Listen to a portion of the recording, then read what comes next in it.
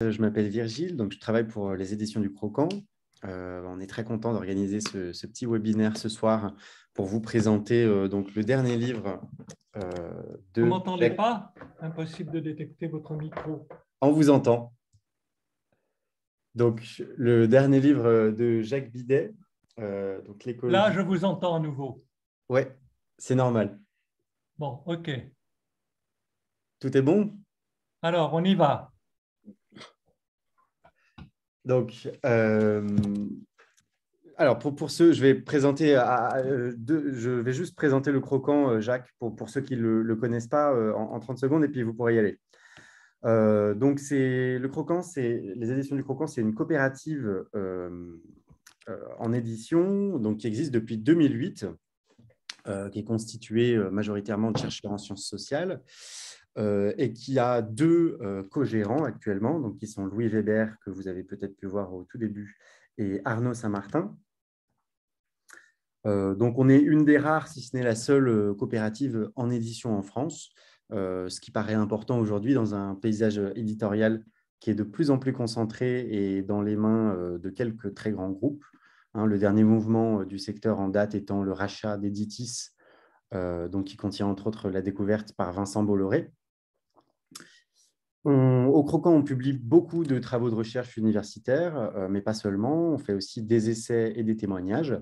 Et je vous engage, pour découvrir l'ensemble de nos ouvrages, à aller sur notre site internet ou sur notre compte Instagram.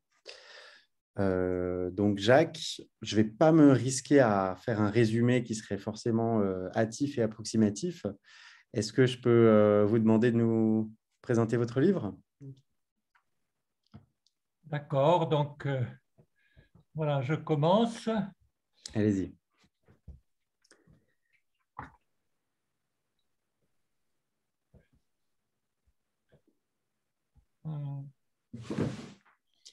Donc, pour les gens qui auraient des questions, je précise qu'il faudrait les écrire via l'onglet « Discuter » et moi, je les poserai ensuite à haute voix à la fin.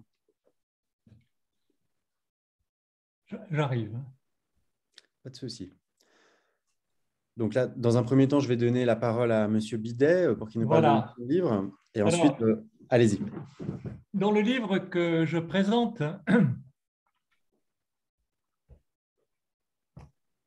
dans ce livre, je présente une théorie de la société moderne au sens où l'on disait autrefois la théorie et la pratique. La théorie, en ce sens fort, n'est pas une science particulière ni une philosophie. Elle cherche à répondre à une exigence de savoir qui est proprement celle du citoyen. Dans ce quart d'heure d'introduction, j'avancerai quelques brèves propositions qui demanderaient évidemment de plus longues explications. Dans le Capital, Marx aborde l'exploitation comme un trait général de l'histoire humaine. Il convoque à ce titre, en forme de comparaison,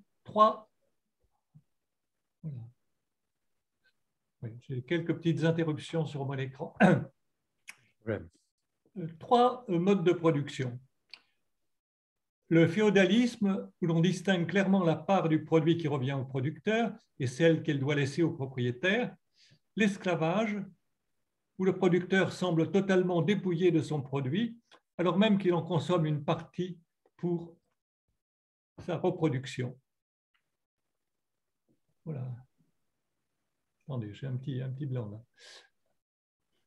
Et le capitalisme où l'exploitation semble avoir disparu puisque le travail est payé à sa valeur sur le marché.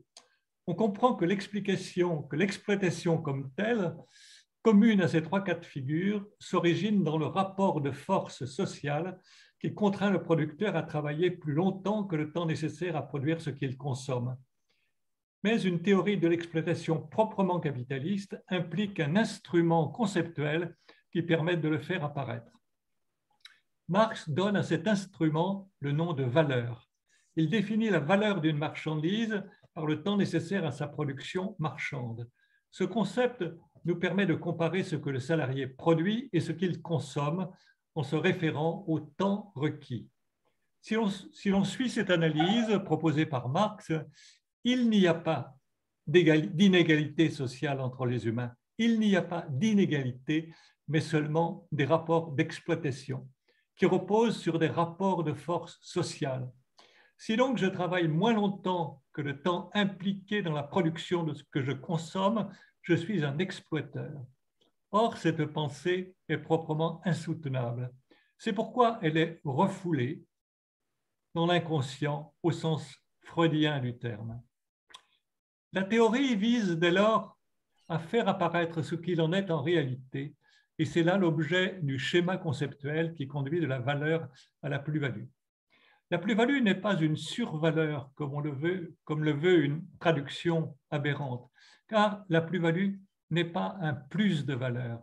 La valeur concerne la production et l'échange pratiqués entre les choses, tandis que la plus-value définit un pouvoir sur les hommes, un pouvoir qui permet de leur faire produire une plus-value, quelles qu'en soient les conséquences sur les humains et sur la nature. Dans le cas d'une production publique et non plus privée, les choses se présentent autrement, selon une autre logique, qui n'est pas non plus complètement innocente, mais dont le concept marchand de valeur ne peut rendre compte.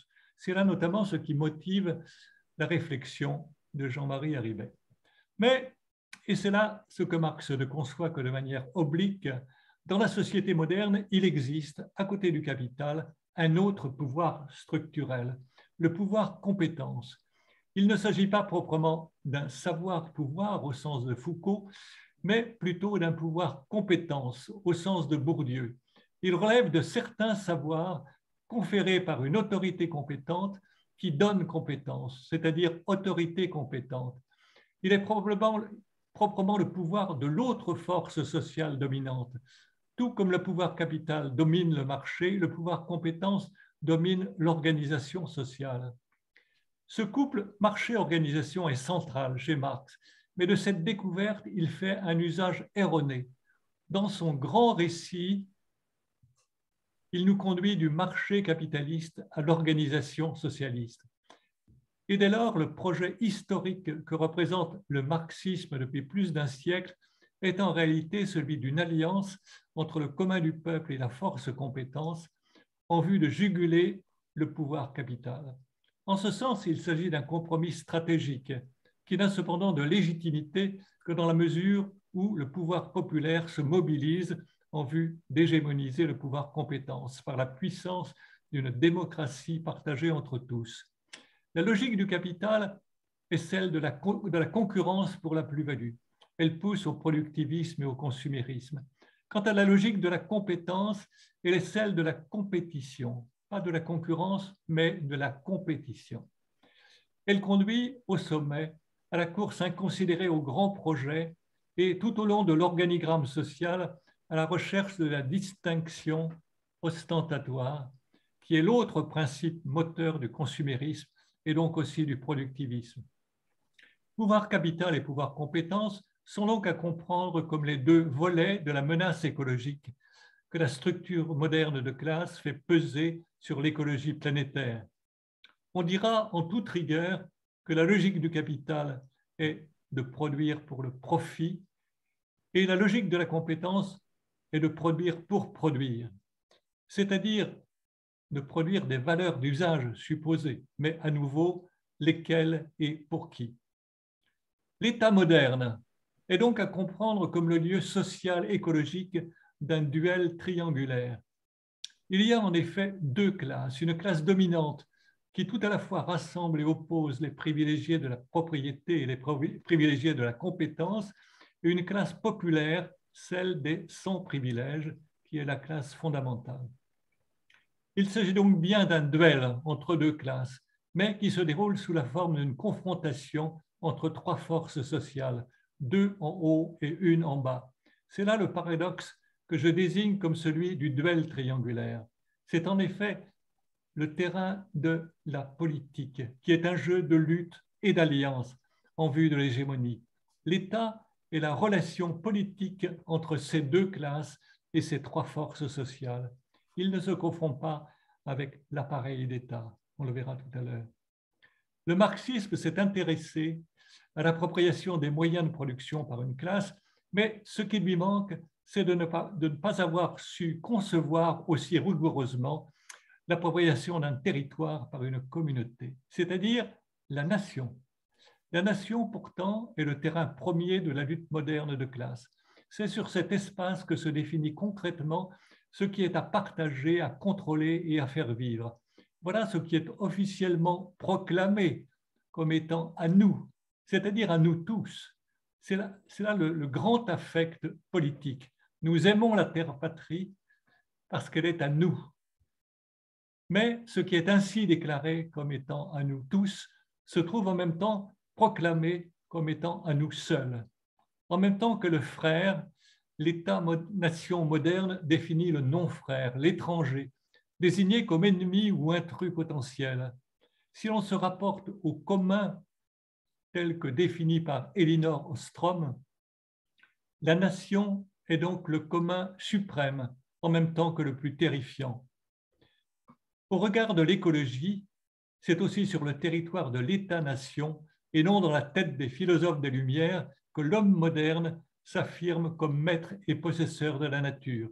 Cela sous l'égide d'une machinerie nationale de corps compétents, organisés, d'administrateurs, de managers, de savants patentés, économistes, géographes, démographes et de policiers qui ont la tâche de faire concrètement de ce territoire national notre chose, notre bien commun. C'est pourquoi il convient de parler de nation et de nationalité plutôt que de race. En effet, l'ordre social moderne n'est pas seulement celui d'une structure de classe, mais aussi celui d'un système, système-nation, système-monde, système des nations, système inégal, donc colonial, dont la race n'est que la conséquence historique. Le second terme, social et écologique du triptyque de la domination, sera donc celui de nation. On dira donc classe, nation, genre. Mais pour comprendre la relation entre la structure de classe et le système monde, il faut remonter plus haut dans la construction théorique, plus haut que la structure, jusqu'à ce que j'ai désigné comme sa métastructure. En ce sens, c'est bien ainsi que Marx procède dans le Capital. Pour définir la structure capitaliste, la structure de classe, il doit d'abord construire sa métastructure, son présupposé, soit, on l'a vu, le rapport social de marché, qui n'est pas un rapport de classe. Il souligne, certes, aussi qu'il existe deux modes de coordination rationnelle à l'échelle sociale, qui sont le marché et l'organisation. Mais c'est pour nous dire que l'histoire moderne nous conduit de l'un à l'autre. Or, ces deux formes rationnelles de la raison commune sont aussi les deux facteurs modernes de classe. Le commun du peuple doit donc lutter d'emblée contre cette double domination. Il ne peut le faire qu'en mobilisant tout à la fois les forces de l'organisation pour maîtriser les forces du marché et sa propre puissance démocratique pour hégémoniser les forces de l'organisation.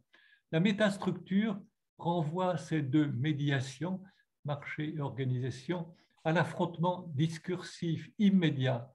La métastructure constitue le point origine auquel nous ramène sans cesse la lutte moderne du commun du peuple, dont la logique est d'imposer un ordre de parole. Or, par contraste avec cette structure État-nation, le système, je joue sur structure-système, le système des nations, qui est l'autre volet de l'ordre social moderne, ne présuppose pas une telle métastructure. Il est principalement rapport de force. Dans ces conditions, la lutte sociale écologique affronte une troisième menace militaro-industrielle, celle de produire pour conquérir. L'écologie politique du commun du peuple est donc structurelle, systémique, structure de classe, système du monde. Le troisième terme du triptyque de la domination est celui de genre. Il occupe une grande place dans mon livre. Je l'aborde lui aussi en termes métastructurels, mais je dois ici le laisser de côté. Passons maintenant de ces considérations générales qui concernent le cours général de la modernité à la situation présente, à l'ère du néolibéralisme. Dans les années de l'après-guerre, les capitalistes ont progressivement compris que l'ordre marchand n'est pas un ordre naturel. Il se heurtait en effet à un obstacle, à la résistance que leur opposait au sein des divers États-nations une certaine alliance entre la classe populaire et les compétents, à l'ère de ce qu'on a appelé l'État social. Il fallait donc imposer le marché.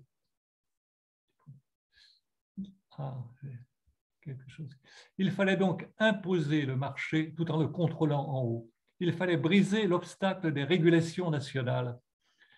Au tournant des années 70-80, l'arrivée du numérique a permis au capital de faire en ce sens un grand bond en avant, de se lancer dans les grandes manœuvres de la libre circulation des capitaux sous l'égide de la concurrence libre et non faussée.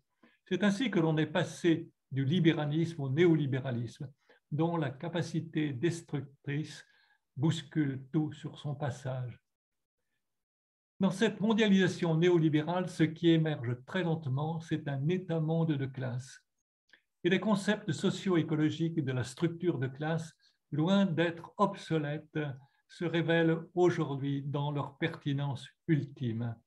En effet, la lutte de classe au sein de l'État-monde n'oppose pas, là non plus, les 99% d'en bas au 1% d'en haut. Encore un mot d'ordre dérisoire. Elle est à comprendre dans les termes du duel triangulaire qui est le propre de la structure moderne de classe. Ce qui signifie que nous ne sommes pas en proie à un capitalisme absolu, comme on l'a dit, car l'État-monde n'est pas seulement la chose des dominants, la puissance d'en bas. Elle est aussi, la puissance d'en bas est elle aussi présente à l'échelle du monde. Cet État-monde, et c'est là ce qu'il faut bien comprendre, est en effet un processus qui émerge au sein même des divers États-nations, à mesure qu'elles en viennent à se doter de constitutions qui font du libre marché leur loi suprême, se rangeant ainsi sous l'autorité constitutionnelle du marché mondial, ce que Marx désignait comme l'aliénation suprême, mais corrélativement, les luttes nationales, les luttes intranationales d'en bas sont désormais des luttes d'État-monde. Ce qui nous empêche de reconnaître le concept d'État-monde, c'est notamment l'idée libérale selon laquelle plus il y a de marché, moins il y a d'État, alors que le néolibéralisme suppose en réalité un État fort. Mais c'est aussi l'idée que l'État-monde serait contredit par la prolifération des sous-systèmes qui donnent lieu à des coalitions militaires, à des zones de libre-échange, etc. En réalité, l'État-monde n'abolit pas le système-monde, qui est, comme on l'a vu, l'autre volet de l'ordre social moderne.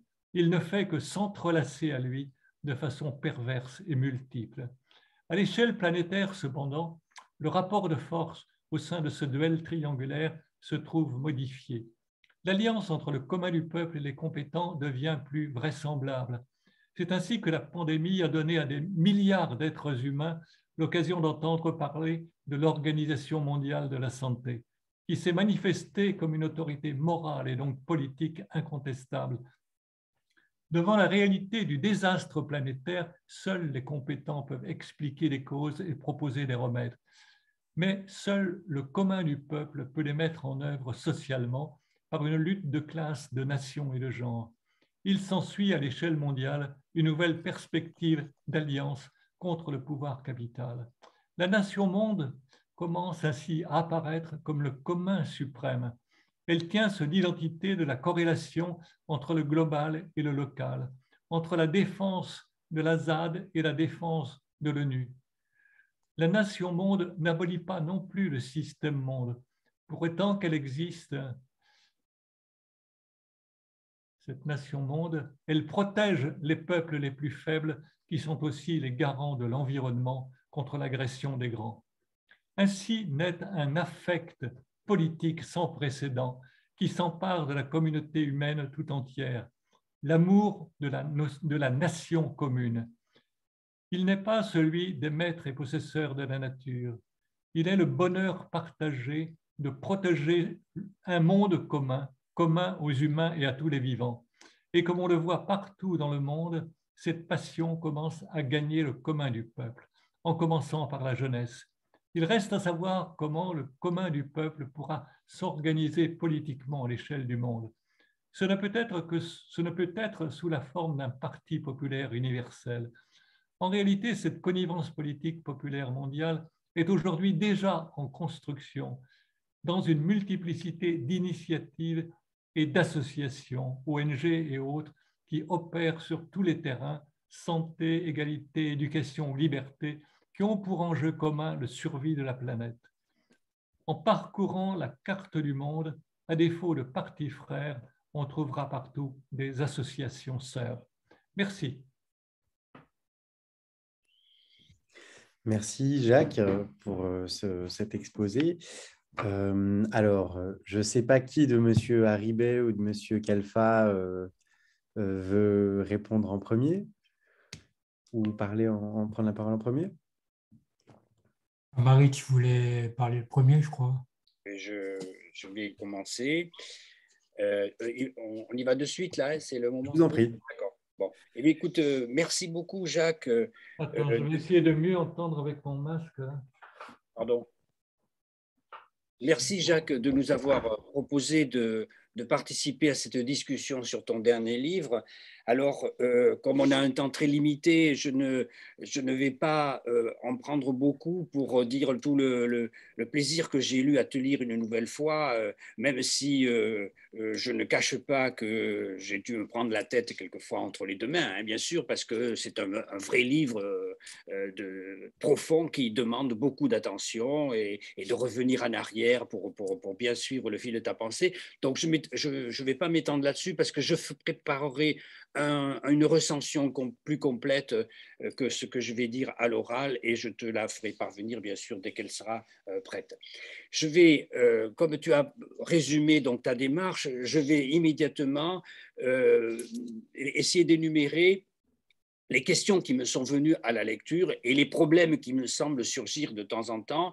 Et pour clarifier les choses, je vais séparer en deux parties ma petite réponse, mon petit exposé. D'abord, m'attacher à regarder quels problèmes conceptuels me sont venus à l'esprit en lisant ta théorie. Et ensuite, je ferai dans une deuxième partie, je traiterai la question écologique qui est l'objectif final de ton livre.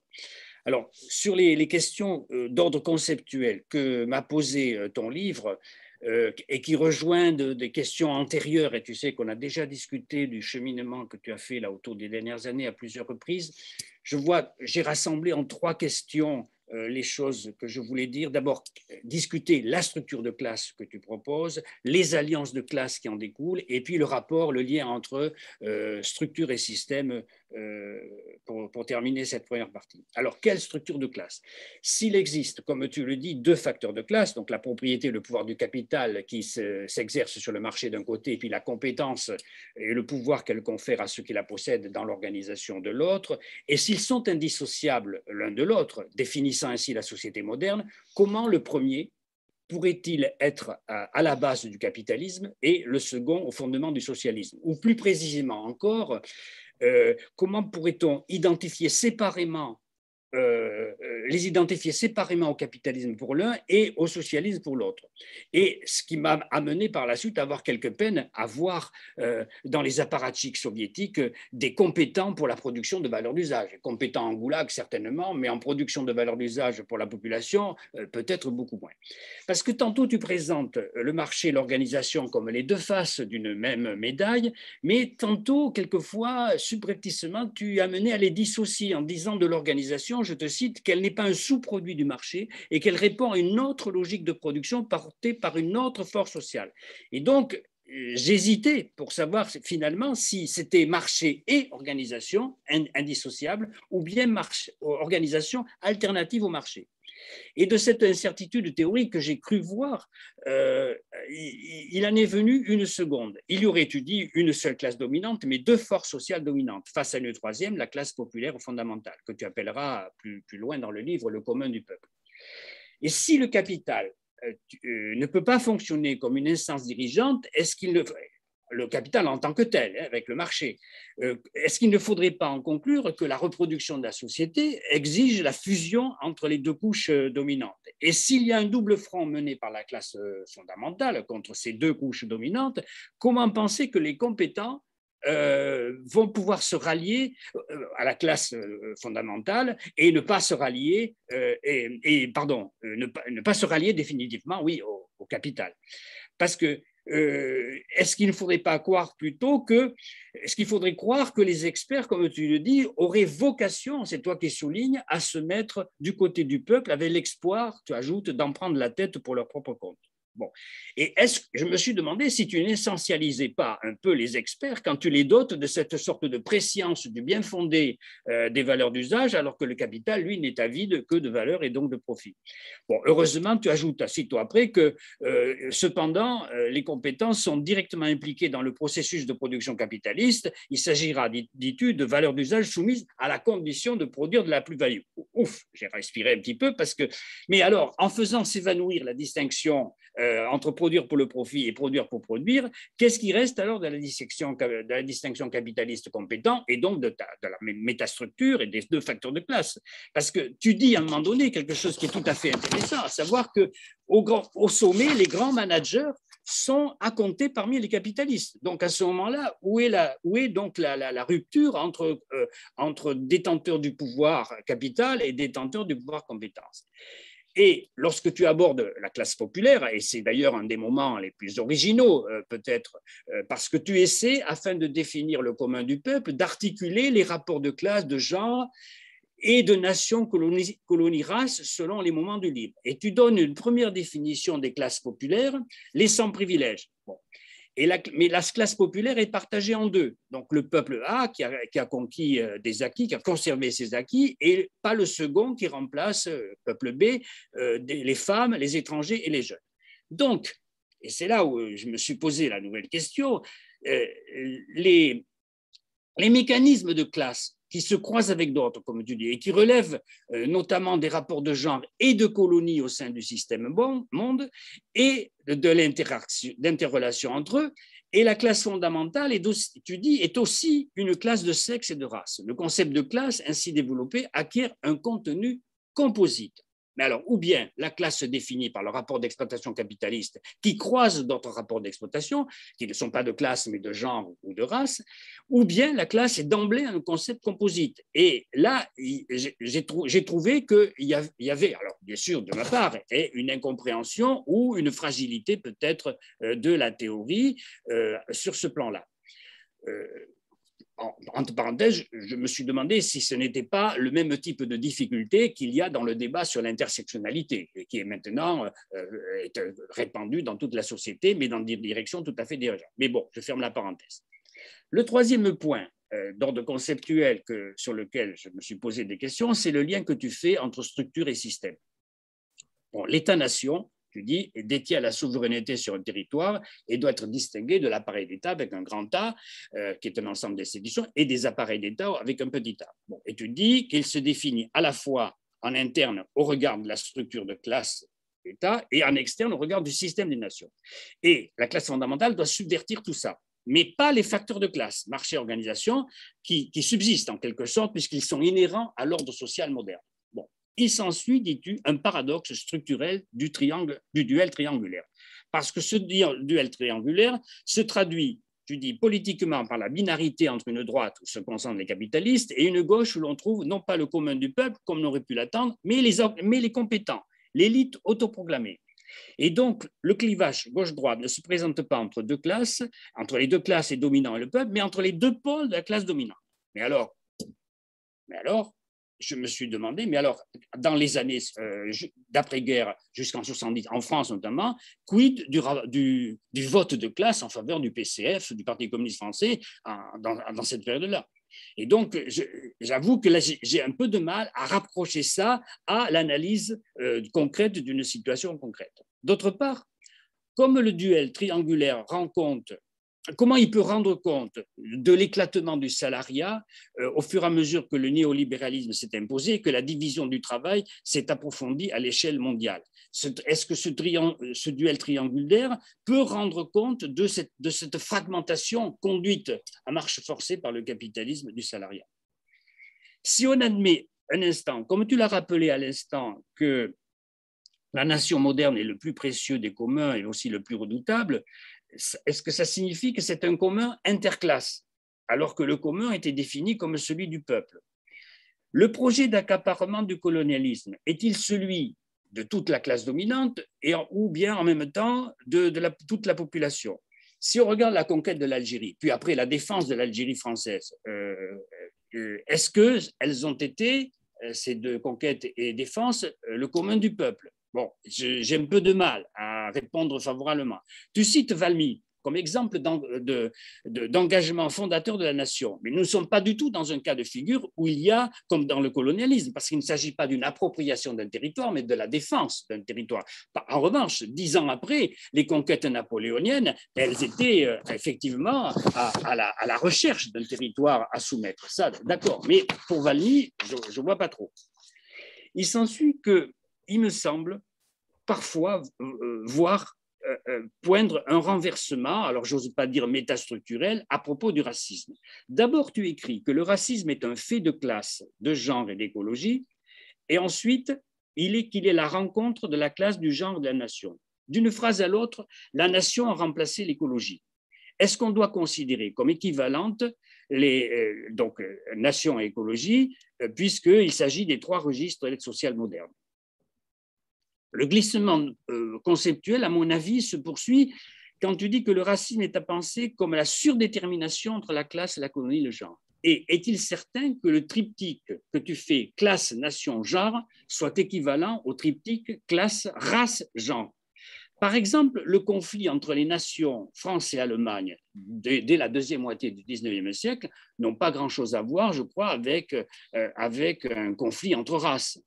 Et donc, à la mise sur un même plan de détermination, à cette mise sur le même plan, succède l'idée que les rapports de genre sont surdéterminés par le rapport de classe et de colonie, juste avant que tu dises qu'il y a surdétermination mutuelle. Bon, sans doute, ça fait partie des incompréhensions qui me restent encore à la lecture de ta pensée profonde, mais bon, en tout cas, c'est ce que j'ai cru déceler, en tout cas voir ce qui me paraissait important dans cet échafaudage conceptuel. Alors, l'écologie dans tout ça, bon, c'est bien sûr l'idée directrice du livre que tu annonces avec une précision très très bonne, très extraordinaire.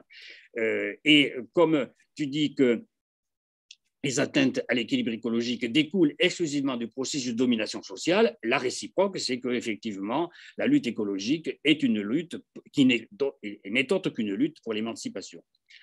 Et tu consacres au début du livre, et tu l'as rappelé ici tout à l'heure, un long paragraphe pour rappeler à juste titre la théorie de la valeur, mais pour préciser que le concept d'exploitation capitaliste, avancé par Marx, ne prend ainsi tout son sens que dans l'unité de l'exploitation des humains et de l'exploitation de la nature. Bon, c'est le point où je suis le plus en accord avec toi, puisque je ressasse la même chose depuis plusieurs décennies, mais ma surprise a été de constater que puisque ce concept d'exploitation capitaliste ne prend son sens qu'ainsi, que tu ne fasses pas de la théorie de la valeur le point d'ancrage unifiant les deux exploitations conjointes. Et à mon avis, cette absence, elle peut être préjudiciable sur 2 plans. D'abord, on n'a à ce moment-là aucune clé de compréhension des difficultés contemporaines du capitalisme à obtenir des gains de productivité du travail suffisants pour des causes sociales et écologiques jumelées et qui obèrent ainsi la rentabilité du capital. Et ensuite, elle empêche de dire quoi que ce soit face au discours lénifiant, orthodoxe sur la prétendue valeur économique intrinsèque de la nature ou de la valeur prétendument créée par elle, thème de prédilection de la plupart des théoriciens écologistes, sans parler des illusions de Bruno Latour sur la nouvelle classe écologique. Mais tu fais aussi silence avec cette théorie de la valeur sur le débat qui a maintenant gagné un cercle plus large que le seul point isolé que je représentais il y a 25 ans sur la nature du travail dans les services non marchands et auquel tu as fait allusion dans ton intervention tout à l'heure. Mais c'eût été, à mon avis, une bonne occasion de vérifier l'opposition marché-organisation au cas de ce travail dans les services non marchands et de la création ou non de valeur, et apprécier à cétone la possibilité la possible jonction de valeurs d'usage social et écologique. En revanche, tu reviens, ça, avec beaucoup d'insistance sur le concept de commun, en prenant tes distances avec Dardot et Laval, et tu as sans doute raison, en tout cas je partage ton avis, et j'ai moi-même plaidé pour une vision matérialiste du commun, enracinée dans les rapports sociaux, ce que ne fait pas du tout Elinor Ostrom. Alors, tu te réfères à Elinor Ostrom, mais vraiment c'est le point faible d'Elinor Ostrom, d'avoir coupé sa vision des petites communautés de tout rapport social en environnement. Et Benjamin Correa, duquel tu te rapproches aussi, il ne fait pas non plus référence à ce concept d'insertion des communautés, des communs dans les rapports sociaux. Et il va même jusqu'à rester prisonnier de l'idée que les services publics sont en déconfiture aujourd'hui à cause de leurs principes eux-mêmes et non à cause de leur dégradation. Je termine en mentionnant le dernier chapitre où tu unifies et synthétises tes matériaux. J'ai trouvé ton dernier chapitre excellent parce que vraiment, si on a eu peut-être en lisant un livre sur écran pendant une quinzaine de jours, un peu de difficulté, parfois ce dernier chapitre, il remet un peu les pendules à l'heure et il synthétise bien ce que tu as cherché à montrer, je crois. Mais peut-être en faisant jaillir aussi quelques dernières questions. L'expérience de la nation, de l'État-nation, peut-elle s'étendre à une nation-monde? Et d'ailleurs, je me suis demandé pourquoi tu dis nation-monde et pourquoi pas monde-nation, qui semblerait plus logique avec le fait que le monde s'érige en nation et non pas que la nation s'érige en monde. Est-ce que tu n'inverses pas le signifiant, la nation, et le signifié, l'État ou le monde? Bon, bref. Est-ce que ce choix de ta part serait parce que on passe de l'État-nation à l'État-monde et enfin à la nation-monde grâce à la perspective écologiste qui est, comme tu dis, porteuse d'une contrainte organisationnelle planificatrice qui interdit au monde d'être un simple marché. Mais cette incomplétude du marché que tu soulignes le plus souvent est consubstantielle au capitalisme mondialisé. Ce sont les États qui ont décidé la libération du mouvement des capitaux avant même que la contrainte écologique, voire en tout cas voire dans son ignorance, ne s'impose aux yeux de tous. Et avec des accents très spinozistes, je crois, tu définis la conscience de classe du commun du peuple comme une puissance de classe, comme la conscience d'une puissance de classe. Est-ce que je me trompe s'il en découle un surprenant diagnostic final du métamarxisme?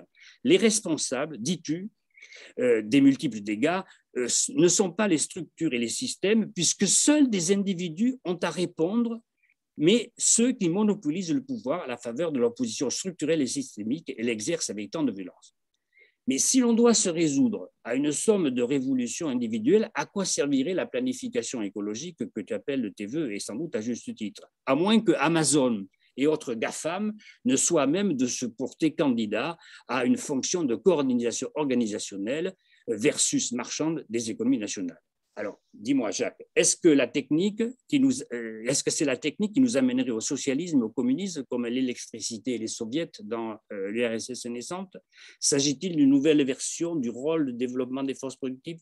Bon, j'arrête mes remarques et mes questions pour dire combien j'ai apprécié le dernier paragraphe du dernier chapitre de ton livre qui sert de conclusion, enfin, dans lequel, tout en appelant une communauté de vivants, tu astucieusement et je crois avec bon escient, tu prends de nettes distances avec l'anthropologie de Descola qui fait du terroir concerné un mandant auquel on attribue des intérêts à défendre comme des droits, mais qui ne sont rien d'autre que ceux de leurs supposés mandataires. En réalité, on reste dans le monde des humains et de leurs intérêts. Mais, et ce sera ma dernière petite escarmouche amicale pour qui témoigne de l'intérêt des 1000 questions passionnantes qui jaillissent de ton livre, je me suis demandé si l'humanisation de la nature est une fausse bonne idée, et je partage cela, pourquoi la déshumanisation de l'homme serait une vraie bonne idée? Bon, je te remercie infiniment pour nous avoir donné l'occasion de lire ton livre. Merci beaucoup, Monsieur Harribey. C'était dense. J'espère que, Jacques, vous aviez eu le temps de noter pour rebondir. Je vous laisse le faire maintenant. Je ne sais pas. Ce sera difficile. Ce sera difficile de rebondir sur les deux à la fois, je pense. Il vaut mieux, bien que ce soit au tour de Pierre de parler. Alors, il y a énormément de questions dans ton sujet, y compris beaucoup de questions auxquelles je crois avoir répondu dans mon livre, mais il en reste évidemment toujours. Alors, la structure de classe de la forme moderne de société. Pour moi, si l'on observe aujourd'hui n'importe quel débat de lutte de classe dans la rue ou de bataille parlementaire, que ce soit en Chine, en France ou aux USA, il y a toujours trois positions qui sont fondamentalement tenues. Il y a d'abord d'un côté ceux qui veulent aller par le marché et pour qui tout passe par là, c'est la raison. D'autres pour qui c'est la forme d'organisation, c'est une alternative fondamentale. Même dans le parti chinois, bon, les gens savent bien qu'il y a des partisans du marché, d'autres voilà. Et ceux d'en bas sont ceux qui savent que c'est vraiment une alternative et que cette alternative, elle se débat. Ils sont là, leur position, c'est ceux d'une alternative qui n'est pas seulement marché, organisation, mais tout ce qu'on peut faire en deçà du marché et de l'organisation, c'est-à-dire le commun d'Olstrom d'une certaine manière. À propos d'Olstrom et de Correa, etc., je fais référence à beaucoup d'auteurs dont je ne partage pas toutes les vues et qui me semblent, je fais aussi allusion à Habermas, à John Rawls, etc. J'essaie de montrer comment on peut tirer leur concept vers le matérialisme. Alors, bon. Donc, il y a une structure de classe fondamentale dans la société moderne qui n'était pas celle des sociétés antécédentes. Alors, est-ce que le libéralisme conduit au socialisme et l'organisation au socialisme? Bon, il y a pour moi, disons, l'ordre social moderne n'est pas en voie de disparition. On ne voit pas que, disons, la perspective du marché ou celle de l'organisation soit comme ça prête à se dissoudre.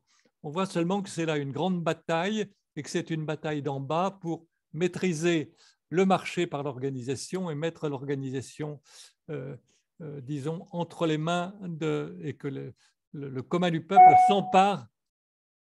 Voilà, j'ai un coup de sonnette, ça veut dire qu'il faut que je m'arrête peut-être, non? Non, c'est ça? Non, c'est pas ça. Non, je pense que c'est un mail. Alors, oui, c'est ça, oui. Je sais Comme je vais aborder un certain nombre de points qui, en fait, correspondent un peu aussi à la réponse de Jacques, à mon avis, ça serait quand même bien que je puisse intervenir maintenant sans vouloir. Oui, allons-y comme ça. Hein. Parce que je pense que les réponses vont se recouper in fine, quoi. Allez-y. Bon, tout d'abord, merci aux éditions Croquant et du Croquant et à Jacques d'avoir organisé ce débat. Bon, c'est un bouquin extrêmement intéressant. Même quand on n'est pas d'accord, il donne à réfléchir.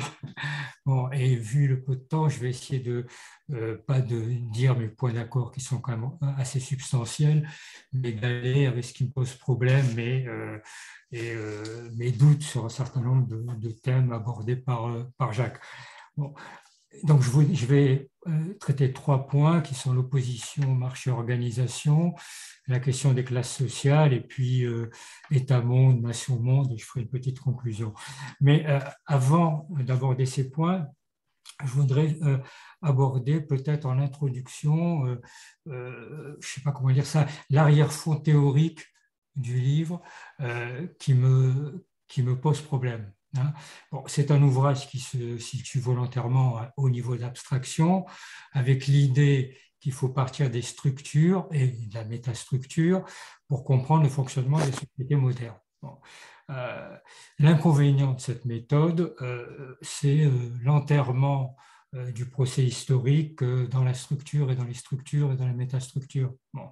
C'est-à-dire l'histoire n'est convoquée que pour illustrer tel ou tel point de la démonstration. Bon.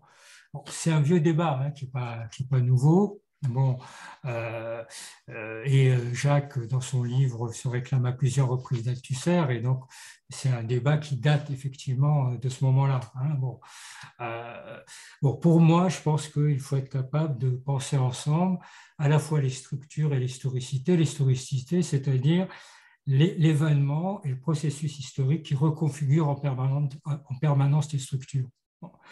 Et donc, bon, de ce point de vue-là, je pense que j'ai un problème avec la méthode de Jacques. Bon, voilà, c'est le premier point que je voulais souligner, mais qui est un point important parce qu'il se retrouve en fait tout le long du livre, bon, à la fois sur l'analyse abstraite et à la fois sur les quelques fois où il y a des analyses concrètes d'une situation concrète. Alors, premier point, l'opposition entre marché et organisation. C'est une opposition qui est au cœur de l'ouvrage. Il y a une citation qui la résume, qui dit la chose suivante: tout affrontement social et toute délibération politique se ramène à l'alternative toujours ouverte et constamment réinitialisée à l'époque moderne entre ces deux voies, marché et organisation. Bon. Je voudrais par rapport à ça souligner 4 points. Tout d'abord, loin de s'opposer, le marché ne peut pas exister sans organisation. Bon. Il n'y a pas de marché sans institutions qui l'organisent et qui permettent de mettre en relation les vendeurs et les acheteurs. Bon. Donc le marché n'existe pas sans organisation. Deuxième point, la domination du capital transforme même la notion de marché. C'est-à-dire, excepté pour une poignée de biens, entre guillemets, genre les produits financiers ou les matières premières, pour les millions d'autres biens qui sont vendus, il n'y a pas de marché. Les prix sont administrés de fait par les entreprises. Bon. Et je pense qu'il y a une confusion entre l'existence d'un marché et le fait que la validation sociale de la production se fait a posteriori, au moment où le produit est acheté ou pas. Et ce n'est pas la même chose. Bon. De plus, les prévisions ex ante sont la règle maintenant, depuis très longtemps, dans les économies capitalistes. Troisième point, ça c'est quelque chose qui date, que Marx et même d'autres avant lui avaient vu, c'est que la logique de l'accumulation capitaliste pousse en permanence à la formation d'oligopoles et de monopoles. Et donc, la logique de l'accumulation capitaliste est contraire à l'existence de marché. Et il ne faut pas prendre au pied de la lettre l'idéologie et le mythe du néolibéralisme qui est la concurrence libre et non faussée. La concurrence, elle n'est jamais libre, elle est toujours faussée. Bon. Enfin, l'opposition pour moi n'est pas entre plan et marché, mais entre la logique de l'accumulation capitaliste et les décisions démocratiques qui peuvent être prises à un moment donné par la communauté politique. Bon. De ce point de vue-là, Jacques, tu cites l'article de Cédric Durand et de Razmik Kucheyan sur la planification qui fait allusion au fait que le big data employé aujourd'hui par les GAFA peut être un instrument pour une planification progressiste. J'ai critiqué dans un article sur la planification dans les possibles cette conception, mais elle repose sur le fait que les modes d'organisation, les techniques de gestion employées par les entreprises capitalistes sont neutres. C'est ce que disait Jean-Marie tout à l'heure. Et que ces techniques peuvent être utilisées à d'autres fins. C'est exactement ce que disaient les bolcheviks sur le taylorisme, Lénine sur la poste allemande, modèle du socialisme. On sait ce qu'il en est advenu. Donc je pense que cette opposition qui est pour toi fondamentale, pour moi, n'en est pas une. Deuxième point, sur les classes sociales. Je pense qu'il y a une idée très féconde, qu'hélas tu ne développes pas, qui est que les classes sociales, je te cite, ne sont pas à comprendre comme des groupes sociaux. Les classes sociales sont des rapports sociaux qui donnent à des groupes sociaux générateurs d'identités complexes au sein desquels les individus rentrent en lutte. Et ça, je pense que l'idée que les classes sociales ne sont pas à comprendre comme des groupes sociaux, mais sont des rapports sociaux, c'est une idée tout à fait fondamentale. Mais cette idée féconde ne prend sens que si on rentre dans l'analyse concrète et dans les procès historiques qui permet de voir comment ces rapports sociaux, ce modèle existent. Et sinon, le risque et de retomber dans ce que tu dénonces toi-même, à savoir que les classes sociales, la conception de classes sociales comme des conteneurs, c'est le terme que tu emploies. Or, c'est ce qui arrive quand, par exemple, l'existence du pôle de compétence dans la classe dominante est justifiée par le fait que le pôle capital ne recoupe qu'1% de la population, qu'avec 1% de la population, on ne peut pas dominer la société, que donc il faut rajouter les 15% ou les 10% du pôle compétence. Bon. Donc là, je pense qu'il y a une rupture avec ta conception originelle des classes sociales. Bon. Dans la domination des classes dominantes avec ces deux pôles, je ne reviens pas, moi, ta définition de l'exploitation me pose problème. Bon. Je lis, on est exploité si on se trouve socialement contraint à un temps de travail plus long que le temps nécessaire à produire des biens et des services que l'on consomme soi-même. Bon. Or, dans toute société, y compris dans une future société communiste ou quel que soit le nom qu'on donne, bon, il y a une nécessité de produire un surplus social. C'est-à-dire, la contrainte de produire un surplus existera toujours. Bon, la question n'est pas qu'il y a un surplus social qui soit produit, c'est de savoir à quoi va servir ce surplus social. Est-ce qu'il va servir à construire le château de Versailles ou autre chose, ou est-ce que, et par qui est approprié ce surplus, au bénéfice de qui? Au bénéfice des propriétaires du capital, des moyens de production, ou au bénéfice de l'ensemble de la société. Et d'ailleurs, même aujourd'hui, dans une société néolibérale ou capitaliste, une partie de ce surplus profite à la société. Bon.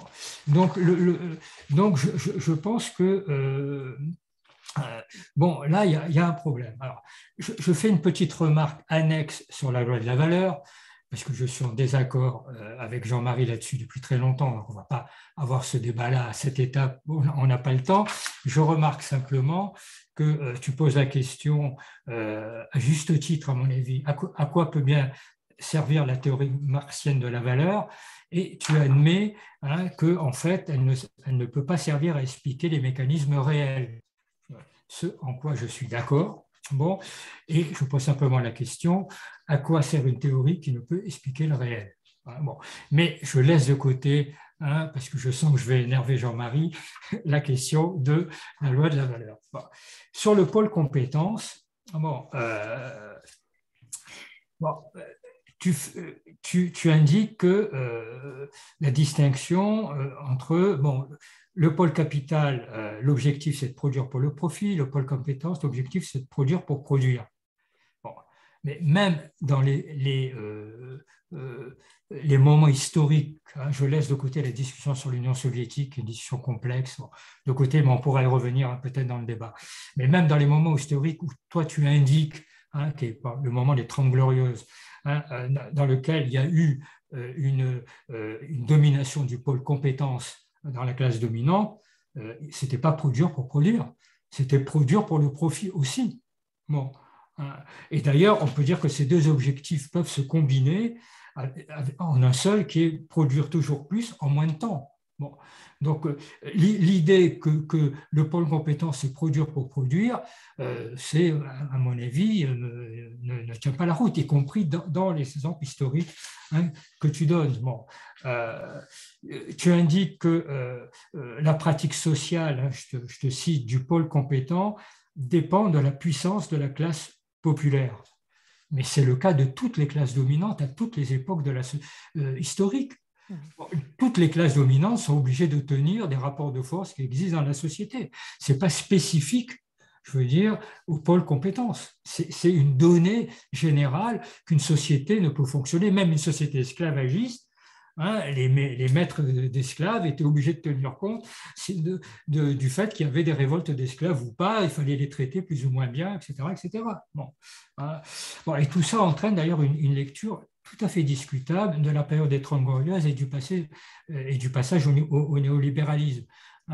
Et tu renvoies le passage au néolibéralisme à la mondialisation, alors que le passage au néolibéralisme date d'avant la mondialisation, d'un point de vue factuel. Le passage au néolibéralisme, c'est le début des années 80, la fin des années 70. La mondialisation commence réellement à la fin des années 90. Et tu lis, le néolibéralisme, lié à l'émergence des nouvelles technologies de l'information. Tu as une vision, à mon avis, techniciste du passage au néolibéralisme, alors que le tournant néolibéral renvoie à la crise du capitalisme fordiste, qui est une crise des taux de profit, sur la base de défaites ouvrières considérables. Je n'ai pas le temps de développer ça, mais on pourra y revenir dans le débat. La mondialisation parachève le processus du passage au néolibéralisme, n'en est pas la cause.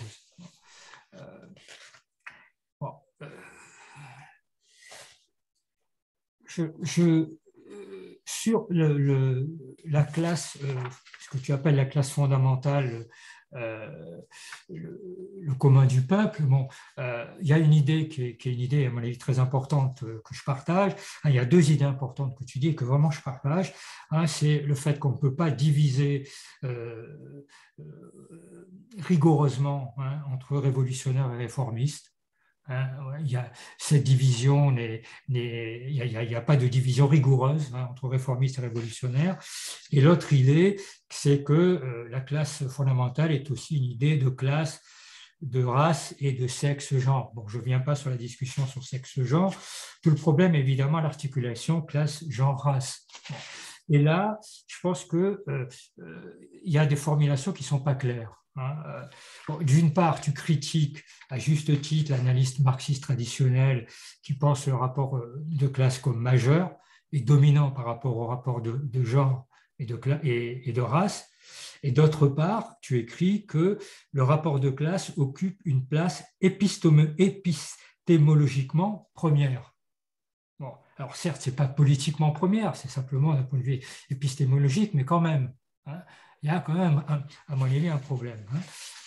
De la même façon, tu notes qu'il y a une hétérogénéité insurmontable entre les trois termes du triptyque classe, race, genre. Et d'autre part, tu dis qu'il y a une unité entre les luttes qui se dessinent entre ces trois termes du triptyque et que cette unité se réalise dans le moment métastructurel. Le problème, c'est que cette unité ne se réalise absolument pas d'un point de vue stratégique. C'est-à-dire, la question fondamentale, c'est comment on passe à ce moment-là du métastructurel au stratégique. Donc, je pense que là, il y a un problème qui, à mon avis, n'est pas traité. Sur l'analyse de la nation, d'État-nation, je pense que c'est des pages assez justes. Je partage globalement ce qui est dit. Alors, le passage à l'État-monde, comme je suis peut-être un peu long, je vais essayer de raccourcir.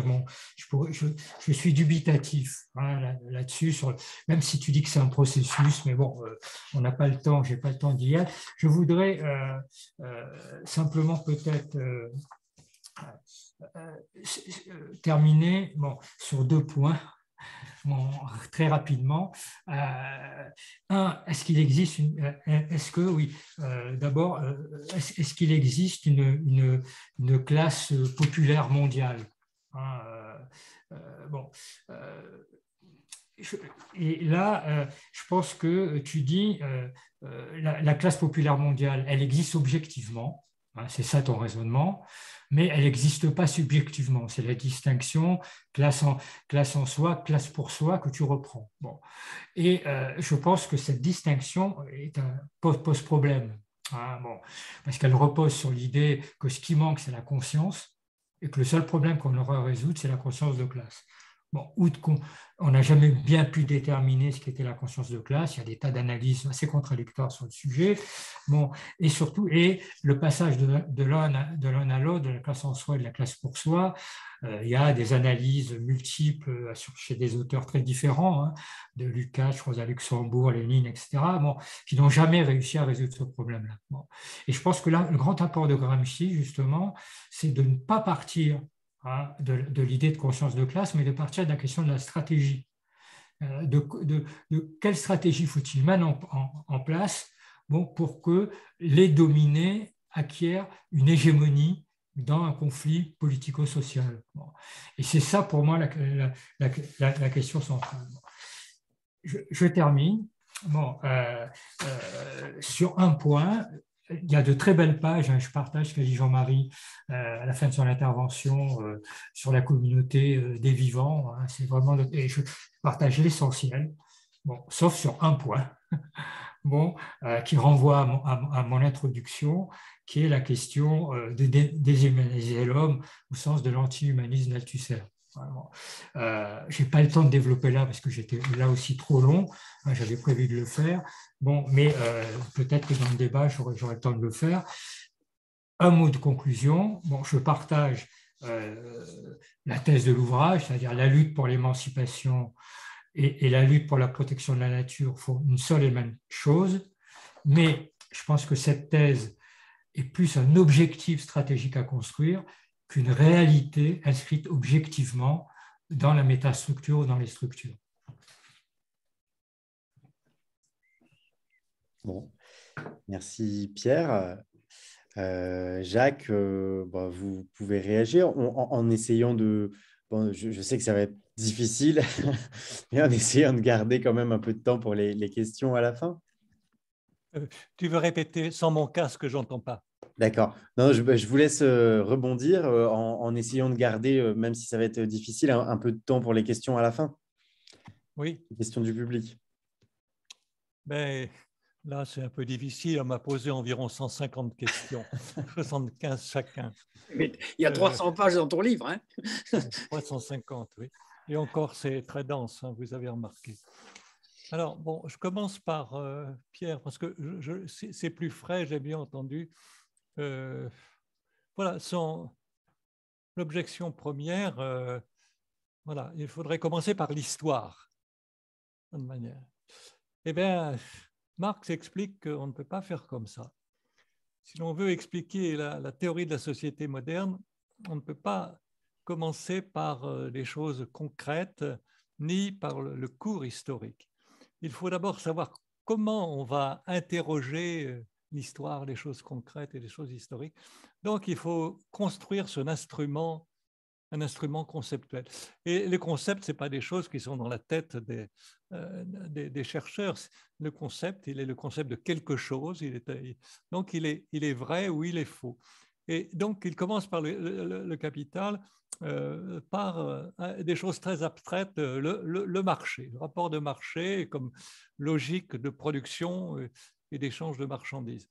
Alors, ce n'est pas encore le capitalisme, mais ce n'est pas le marché avant le capitalisme, c'est le marché comme un présupposé pour qu'il y ait capitalisme. Il faut qu'il y ait du marché. Et ce dont Marx nous parle dans les premières pages du Capital, c'est déjà du capitalisme, mais c'est déjà du capitalisme dans sa forme, non pas historique, mais théorique, c'est présupposé ultime. Alors moi, je crois qu'il faut encore monter plus haut parce que le marché, ce n'est pas de cela qu'il faut commencer, qu'il faut partir pour comprendre la forme économique, politique et écologique de la société moderne, parce qu'il y a toujours marché et organisation. Et là, je suis assez d'accord avec Pierre qui m'en fait des objections. Et évidemment, il y a toujours marché et organisation, il y a toujours interaction de l'un sur l'autre. Mais le marché et l'organisation ne sont que des alternatives. Et des alternatives à quoi? À une coordination immédiate par la parole. Tout ce qu'on ne peut pas faire par la coopération immédiate, on le fait et il est bon de le faire par l'organisation. Et on laissera au marché ce que l'organisation ne peut pas faire, et on laissera à l'organisation ce qu'on ne peut pas faire par coopération immédiate. Donc, c'est une sorte de triptyque. Je crois que c'est très réaliste, en fait. Ça a beau être une abstraction, c'est une abstraction réelle.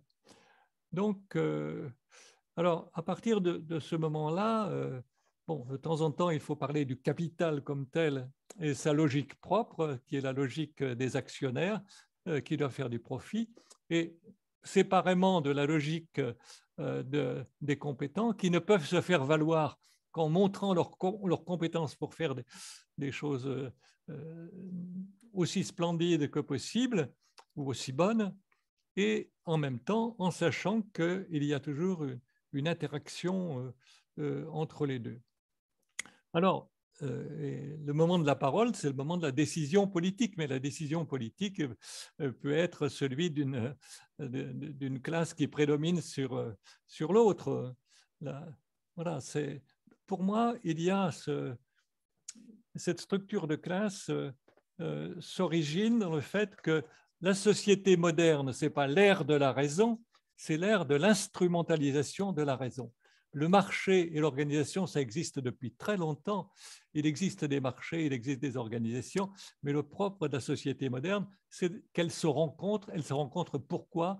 Parce que, enfin, là, voilà, je me suis interrogé pour ça. J'ai écrit un livre, L'État-monde, dont le chapitre le plus important porte sur l'histoire de la commune italienne, dans lequel je vois le prémisse, et je ne suis pas le seul à le voir, le prémisse des premières expériences de modernité. Parce que sur un territoire défini par des hasards particuliers, parce que voilà, ça vient ni des Grecs ni des Latins, voilà, surtout pas des Latins qui précédaient. Voilà, les communes se sont trouvées en capacité de s'organiser elles-mêmes, et les communes, c'était le peuple des artisans, producteurs, voilà.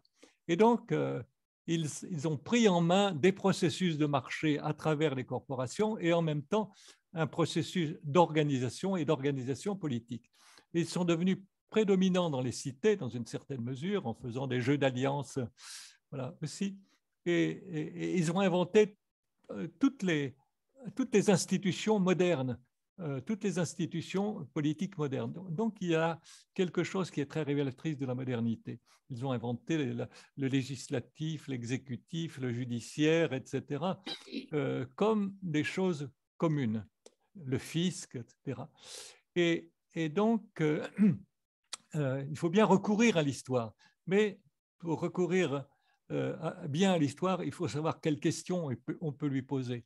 Et c'est une révolution extraordinaire, ce moment de la commune.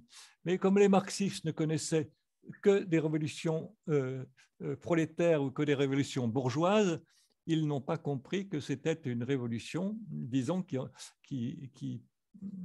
faisait pressentir la modernité. C'était le premier pressentiment. Après, disons, les circonstances économiques et politiques ont été complètement disparues. Tout cela a disparu. Alors, bon, ce serait sur pourquoi marché organisation. Et pour moi, le concept, c'est celui de métastructure. C'est le concept auquel je suis arrivé. C'est lui. Je vois que vous l'employez l'un et l'autre éventuellement, mais c'est moi qui ai créé ce concept en disant qu'il y a des prémices chez Marx, parce qu'il y a bien l'idée qu'avant de parler de la structure de classe, il faut parler du marché qui est son présupposé. Mais disons, s'il ne s'agit pas simplement du capitalisme et de la société moderne comme une totalité dont le capitalisme est une partie, si on veut saisir la nature de la société moderne, on doit comprendre que son présupposé, c'est l'alternative entre les deux.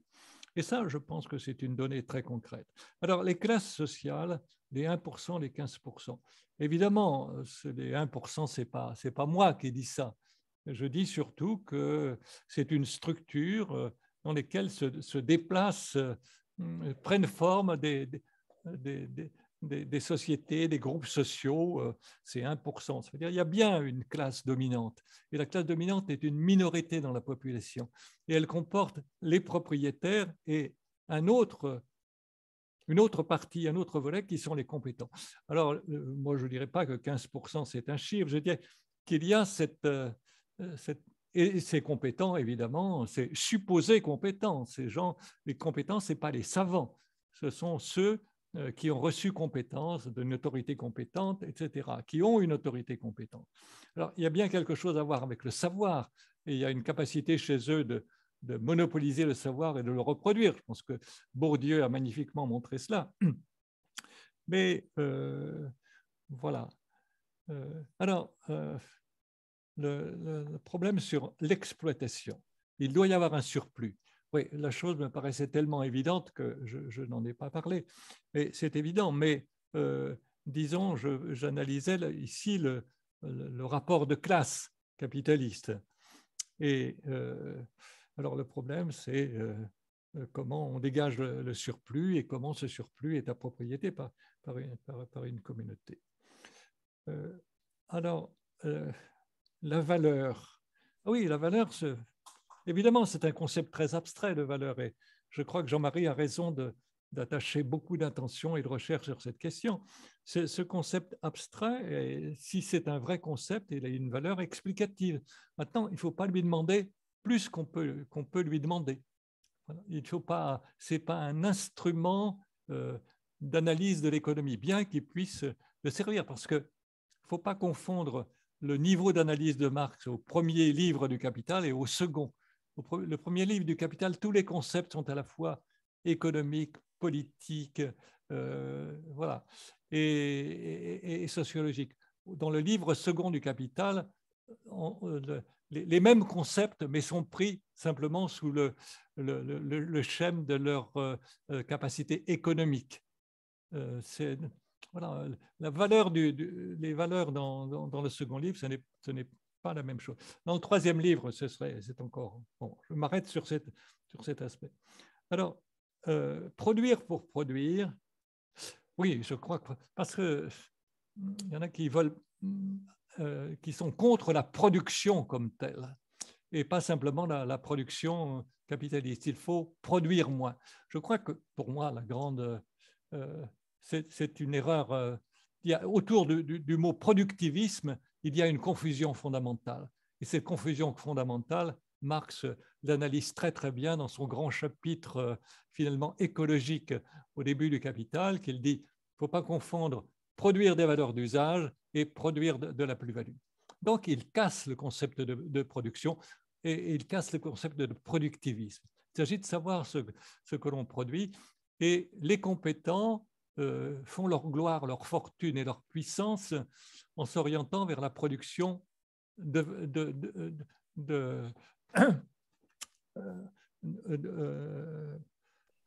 excusez-moi, je m'embrouille, la production de valeurs d'usage. Tandis que les capitalistes, ce n'est pas leur question. Bien sûr, pour produire des marchandises, ils ne font pas de plus-value sans produire des marchandises, ils ne produisent pas de marchandises sans produire certaines valeurs d'usage, mais lesquelles et pour qui? La question de la couleur de la valeur d'usage n'a aucun intérêt pour les capitalistes. Et moi, je ne pense pas qu'il y a une crise du capitalisme, du moins pas une crise du capital, mais pour moi, le mot capitalisme est aussi un obstacle à penser. Parce qu'il est toujours, disons, il fait toujours la confusion entre la part qui prend la puissance du capital et la part qui prend la puissance des, entre guillemets, compétents. Il faudrait mettre évidemment ce mot guillemets. Alors, le néolibéralisme, bien sûr, le néolibéralisme, les idées du néolibéralisme sont nées entre les deux guerres. Et mais alors, j'attache une importance peut-être trop grande, tu as eu raison de le noter. Enfin, j'ai mieux compris en réfléchissant après, j'ai mieux compris ce que je faisais. Parce que si l'on suit par exemple Gérard Duménil, avec qui j'ai beaucoup travaillé, on a écrit ensemble un livre ensemble sur ces questions, pour lui, le néolibéralisme se heurte à la baisse du taux de profit, etc. Donc, il doit trouver de nouveaux moyens.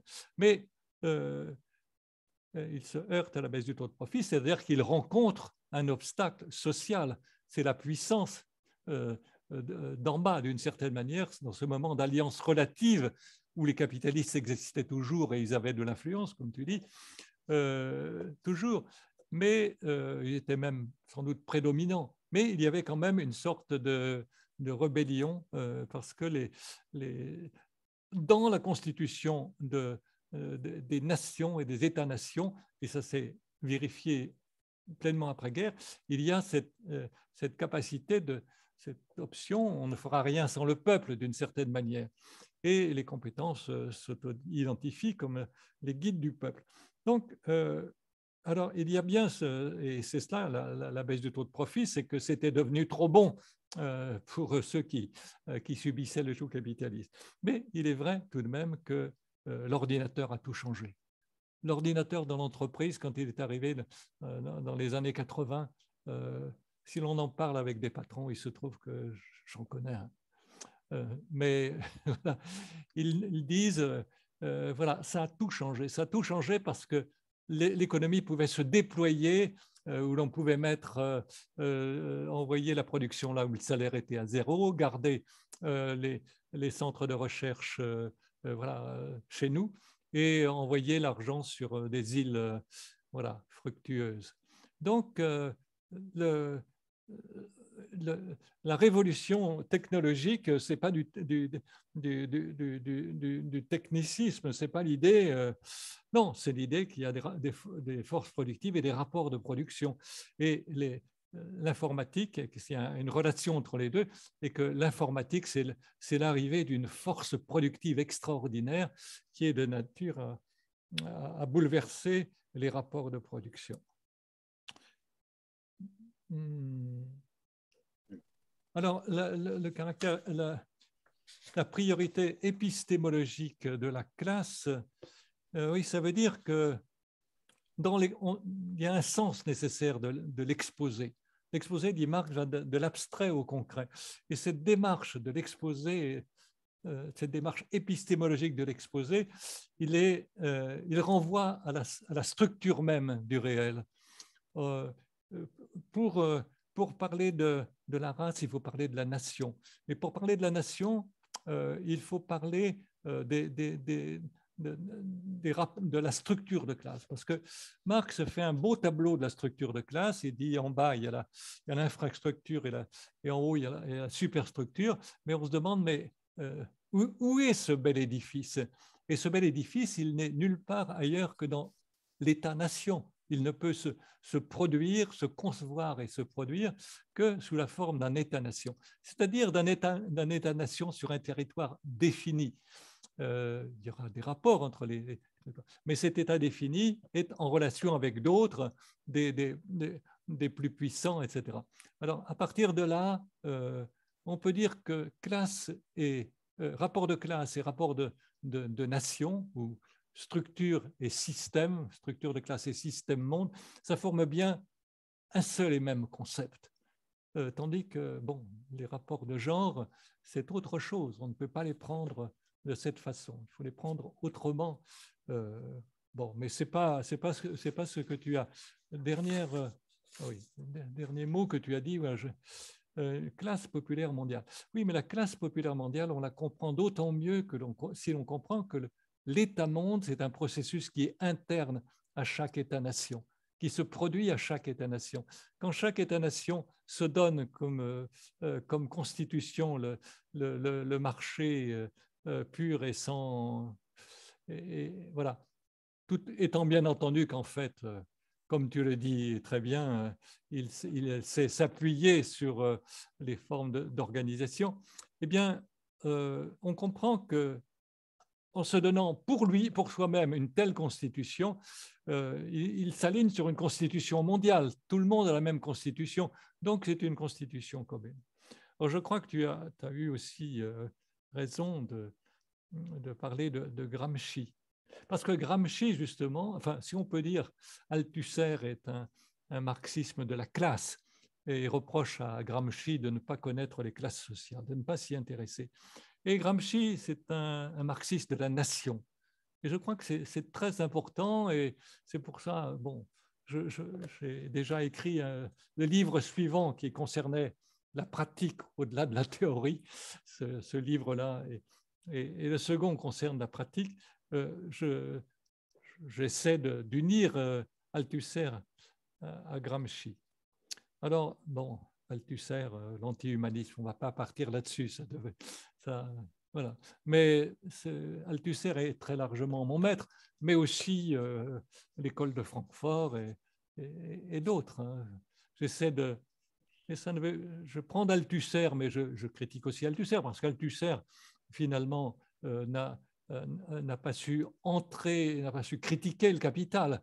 Il a su essentiellement le répéter. Il a essayé d'aller un peu plus loin dans une théorie de l'interpellation et une théorie des appareils idéologiques d'État. C'était une bonne recherche, mais appareil idéologique d'État très intéressant. L'interpellation, bon, il a cru qu'on était interpellé par les gens d'en haut, mais l'interpellation, c'est le centre même de la forme moderne de société. Chacun interpelle tous. On est renvoyé toujours à une inter-interpellation. Donc, je suis Althusser. Mais après Althusser, disons, les althussériens ont essentiellement fait du capital un musée que l'on visite. Ils ont commenté comme c'est beau, comme c'est intéressant, comme c'est intelligent. Moi, depuis que j'ai commencé il y a 40 ans, la première question que je me suis posée, c'est une théorie. Donc, dans une théorie, il y a des erreurs possibles. Alors, où est l'erreur? Quand on est chercheur, on se demande voilà, comment on pourrait dépasser ce qui précède. Et voilà, c'est ce que j'ai essayé de faire. Montrer le caractère à la fois très puissant, mais incomplet pour la compréhension de la société concrète des analyses de Marx. Voilà, je suis un peu dur. Bon, j'ai très peu de considération pour les spécialistes du capital, parce que les commentateurs, voilà, du capital, parce que voilà, ils ne posent pas des questions essentielles qui sont des questions concrètes. Comment le monde fonctionne-t-il réellement et comment nous organiser? Bon, c'est un peu dur, je pense ça d'un peu haut, mais. Bon. Alors, je n'ai pas répondu aux questions plus précises, mais je ne sais pas si je puis encore là, j'ai l'impression de dépasser largement mon temps aussi. Eh ben, si vous voulez bien, alors si vous voulez répondre plus longuement, on pourra faire circuler aux gens qui se sont inscrits une suite écrite. C'est toujours une possibilité. Moi, alors, dans le chat, là, on a reçu quelques questions. Donc, dont une que je vous lis. Comment s'organiser face à l'alliance entre les capitalistes et les compétents qui, comme technostructure, gèrent l'ensemble du système de production aujourd'hui? Ne faut-il pas redéfinir l'autogestion comme la création de communs dans tous les domaines d'activité? Et partagez-vous les analyses de Duménil et Lévy sur la structure de classe?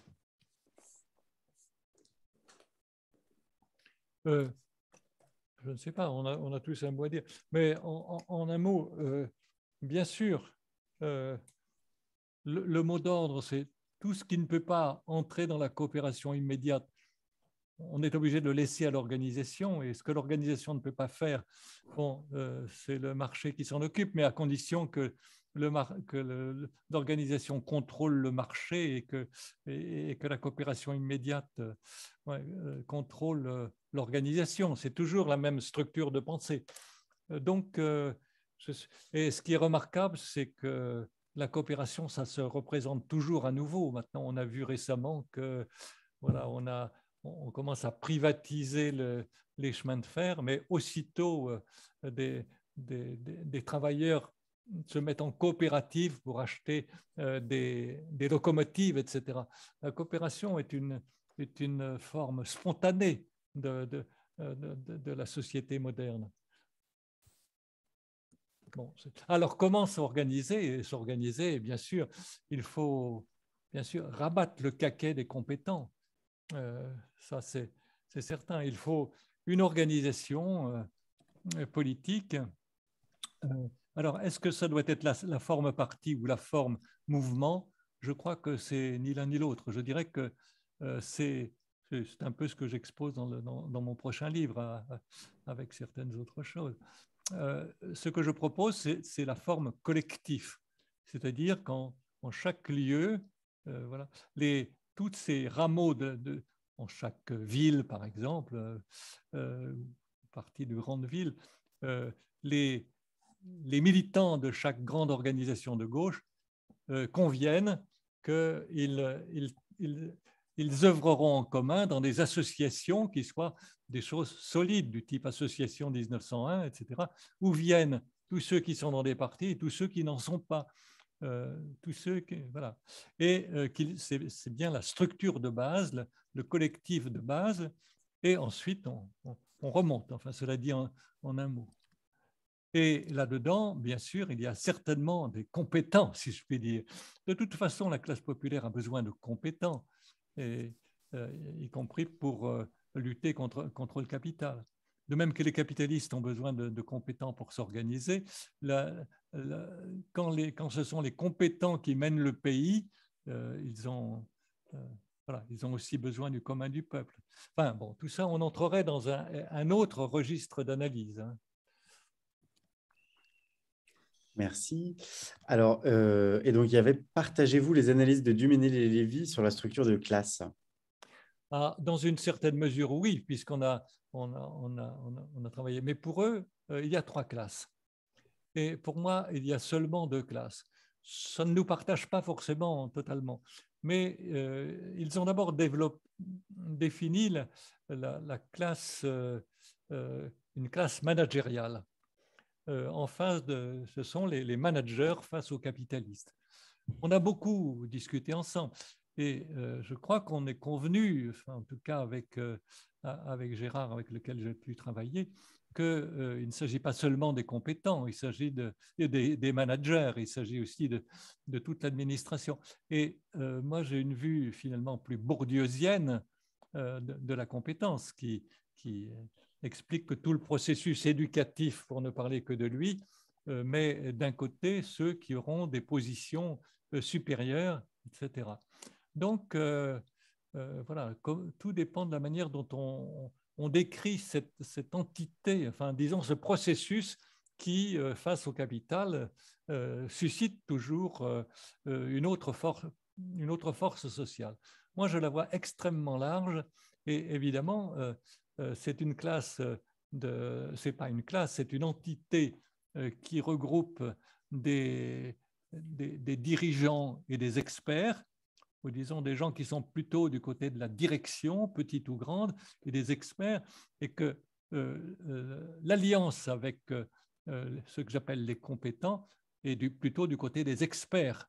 Et du reste, les experts ont plus d'attraction vers le commun du peuple. Mais il n'est pas évident, enfin bon, l'un ou l'autre l'a dit tout à l'heure, les compétents ont aussi une attraction pour le commun du peuple, dans une certaine manière. Les grandes révolutions russes, déjà françaises, on pourrait dire, mais russes, chinoises, etc., qu'est-ce que c'est? C'est toujours un ensemble de compétents au sens le plus large qui s'associent avec le commun du peuple, qui du reste en prennent la tête. Et c'est ce processus-là qui bouleverse, disons, l'omnipotence coloniale et qui permet de construire une société différente. Évidemment, ça a évolué de manière très divers, hein. On peut pas, mais ce sont là les 3 forces sociales, et disons que la social-démocratie européenne ou autre est toujours un ensemble dans lequel il y a ces 2 données de compétents et de commun du peuple. On ne peut pas penser autrement. Alors le problème est de savoir comment le commun du peuple peut attirer des compétents, leur donner des horizons, des raisons de vivre, etc. Et en même temps ne pas se laisser inféoder. Enfin, c'est toute l'histoire du mouvement ouvrier, comment les partis communistes, par exemple, formaient leur propre cadre jusqu'au moment où ils deviennent eux-mêmes très compétents. où se développe un processus de bureaucratisation sous une autre forme. Bon, mais je ne vais pas monopoliser la réponse, nos amis sont aussi là pour en débattre.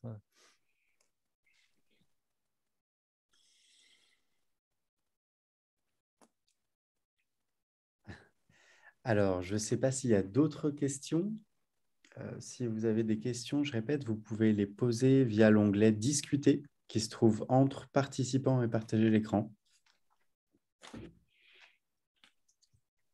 Bon, sinon, je peux revenir un peu sur les thèmes de Jean-Marie. Tu vas trouver que... Pardon. Alors, on me fait remarquer qu'il y avait 2 questions, donc je remonte. Alors, il y a une question qui est beaucoup plus large. Comment détruire le capitalisme et mettre en place un autre type de société? Oui. Prochain livre. D'abord, je pense que le capitalisme, c'est un mot qu'il faut proscrire.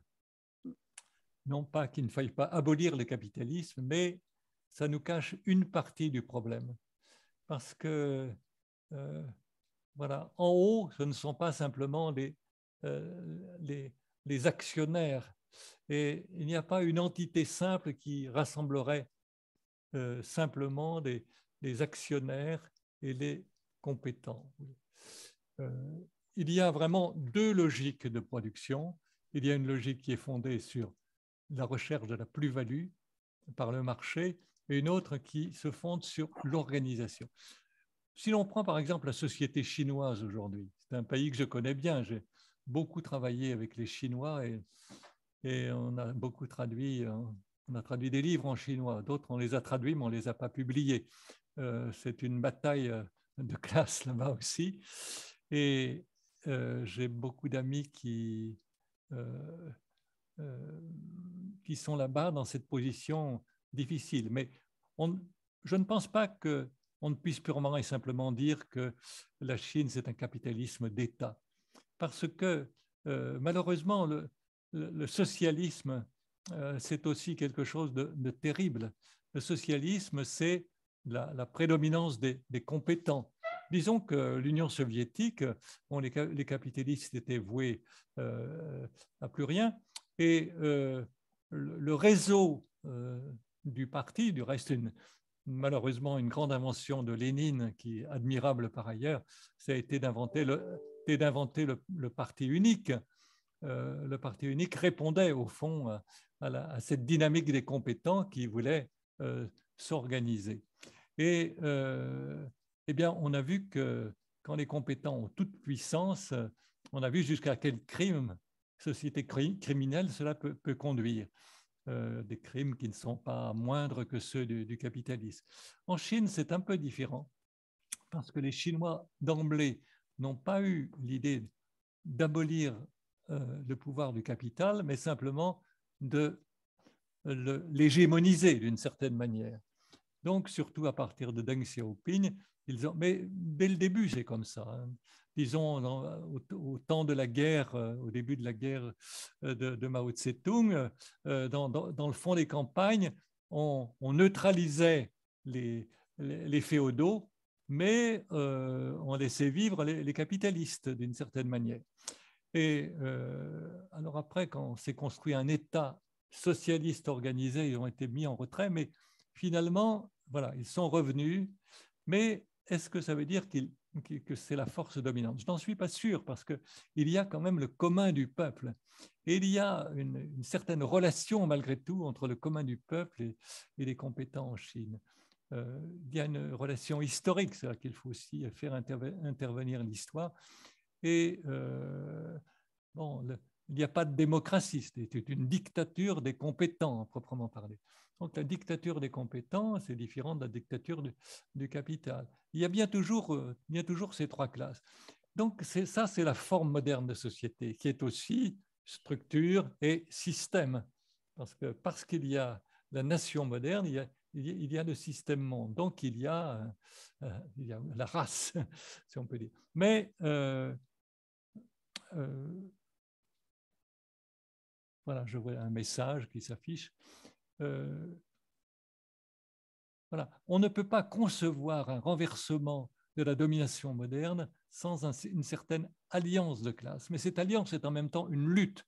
Moi, je parle de lutte-alliance de classe avec les compétents. C'est-à-dire, on doit savoir que, disons, la gauche radicale ne gagnera pas si elle ne s'unit pas à une gauche qui est moins radicale qu'elle. J'ai du reste la vieille perspective, disons, qui était celle des communistes et d'autres aussi. Voilà, on va, au premier tour, on va pas l'emporter, mais on va montrer qu'on est là quand même très puissant. Et au deuxième tour, on soutiendra dans les élections à 2 tours, mais ils seront obligés de tenir compte de nous d'une certaine manière. Il y a toujours cette perspective stratégique. Bon, ça va pour l'instant peut-être. On ne t'entend pas. Merci beaucoup de votre réponse. Pardon, oui, j'avais coupé mon micro. Merci beaucoup, Pierre, d'avoir été avec nous. Peut-être que si vous devez y aller, on ne va pas vous retenir. Merci beaucoup. Alors, il y a une dernière question. Je vais prendre une dernière question et puis je pense qu'on va devoir s'arrêter là. Alors, vous avez expliqué que les citoyens doivent s'organiser en collectif. Est-ce à dire que pour vous, les partis politiques sont désormais obsolètes? Non, je ne le pense pas. Je pense au contraire que c'est dans ces collectifs que les partis politiques, qu'on les appelle partis, mouvements ou autres, ont leur place. Parce que ces collectifs, bon, d'abord locaux et ensuite gardant le contrôle jusqu'au sommet, sont le lieu où ces diverses organisations qui peuvent être moins que des partis, etc. Par exemple, comme la petite organisation Ensemble dont je fais partie, trouvent leur place, rencontrent d'autres gens. Et alors, dans ces collectifs, il est clair que les membres d'associations, ceux qui sont du côté de l'association plutôt que du parti ou que du politique, non, l'association est fondamentalement politique aussi, vont trouver leur place, et y compris des gens qui sont ni dans une association ni dans un parti, voilà, doivent se rencontrer. Alors, les partis vont trouver là un vivier d'une certaine manière. Ils vont trouver des gens avec qui ils peuvent discuter, et ils restent comme des laboratoires de politique pour des gens qui sont plus profondément engagés, mais ils doivent comprendre que le pouvoir dans le collectif est une chose commune. Et il va naître du reste d'autres partis. Je ne parle pas simplement des partis du passé, mais le désir de s'organiser plus étroitement en partis et sur une base nationale me semble très fécond. Et donc, pour ma part, je vois une cohabitation entre des partis, des mouvements, et des partis à naître, etc., ou des regroupements, et puis aussi des gens qui veulent s'engager simplement pour 15 jours ou pour une grosse affaire politique du moment. C'est là la forme, la force générale sur laquelle on doit compter. Donc, je ne pense pas à la mort des partis. Je pense qu'il ne faut pas leur laisser tout le pouvoir. Il faut qu'ils acceptent de se moudre dans l'expression et la constitution du pouvoir populaire avec d'autres, sous forme de collectifs ou d'associations. Voilà. C'est donc il y a un mélange, si vous voulez, quelque chose qui me vient du marxisme et aussi de l'anarchisme. C'est une sorte d'anarcho-marxiste que je mets en avant d'une certaine façon. Virgile, est-ce qu'il reste du temps pour une minute de réaction puisque... Alors, oui, allez-y, oui, en quelques minutes. Oui, non, mais pas quelques, très très rapidement. Bon. Justement, la dernière question à laquelle Jacques vient d'essayer de répondre, bon, moi, j'ai pas eu le temps effectivement d'aborder ce problème-là, mais ça m'a aussi interrogé. Euh, Tu cites effectivement le travail des associations tout à fait prédominant, très important, mais il y a peu de place quand même pour passer de l'instauration des rapports de force nécessaires aux formes institutionnelles dont peuvent se doter les populations qui constituent la classe fondamentale. Donc il y a peu de place. Et d'ailleurs, tu dis à un moment donné que le syndicalisme est la plus haute forme de commun au sein de l'entreprise. Mais que fais-tu alors des expériences de conseil ouvrier ou autogestionnaire? Et je pense il y a matière à approfondir cela. Et le fait que ça soit peut-être aussi peu présent, il me semble, dans ton livre, c'est ça renvoie finalement à la conception de la théorie. Moi je pense que la théorie est nécessaire, l'abstraction est nécessaire, mais si on fait de la théorie, il faut être cohérent jusqu'au bout. Et je pense que le périmètre des compétents, il est trop variable dans ton livre. Alors, tu cites à un moment donné les cheminots, l'encadrement des cheminots qui se mettent du côté des cheminots en grève. D'accord, mais il ne s'agit pas du très haut encadrement. Et ce n'est pas du tout la technostructure qui dirige la SNCF. Donc, mais parfois, ce périmètre est très étroit, parfois il est plus large, et finalement, ce problème de frontière, eh bien, il renvoie à quelque chose qui ne va pas, sans doute, dans la théorie. Et puis, il faudra qu'on en rediscute. Et on a déjà discuté maintes fois entre nous, Jacques, et ce point, bon, tu n'as pas eu le temps d'y répondre, mais je pense que ta théorie métastructurelle elle reste au milieu du gué pour intégrer la question écologique, dans la mesure où ce qui est central dans notre point commun, c'est la théorie de la valeur, mais elle disparaît totalement pour faire cette jonction avec la question écologique. Bon, alors bien sûr, chacun réagit comme selon ses propres fantasmes ou obsessions, c'est la mienne. Hein, la théorie de la valeur comme jonction entre la question sociale et la question écologique. Et ça disparaît complètement alors que tu donnes tant d'importance à la question de la valeur. Bon, et je ne dirai plus rien non plus de la question pour moi, de la création de valeur dans les services non marchands, hein, qui s'ajoutent à la valeur produite dans les entreprises capitalistes. Et ça, bon, pour moi, là, je tiens ça maintenant solidement, je crois, depuis des décennies. Et maintenant, ça commence à gagner le cercle des Marceaux qui n'ont rien compris il y a 25 ans sur cette question-là et qui peu à peu commencent à réfléchir à cette question-là. Et je pense qu'il faut prendre ça en compte si on veut sortir de l'orthodoxie générale qui a régné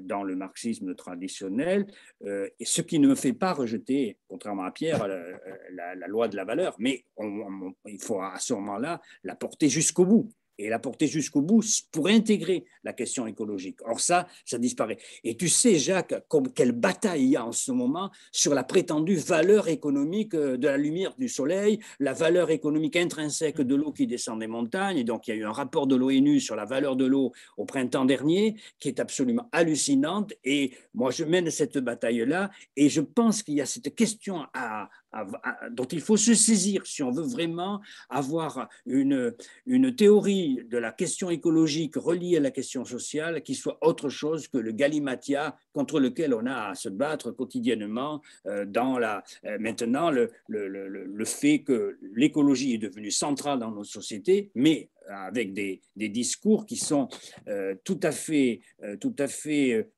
biaisés, pour ne pas dire trompeur. Hein.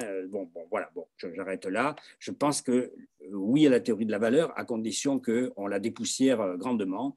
Ce que tu ébauches à certains moments dans le livre, mais à mon avis en restant à mi-chemin encore dans cette voie-là. Bon, merci en tout cas pour ce livre. Hein. J'attends que les éditions du Croquant me l'envoient vraiment sur papier parce que travailler sur ordinateur, c'est très, très, très fatigant. Vous le recevrez dans le courant de la semaine prochaine. C'est très gentil. Merci à vous en tout cas. Bon, eh bien, merci à tous d'avoir participé à ce... Juste un petit mot. Oui, je ne veux pas, j'ai évité le débat sur la théorie de la valeur parce que, bon, il faudrait beaucoup de temps pour y voir clair.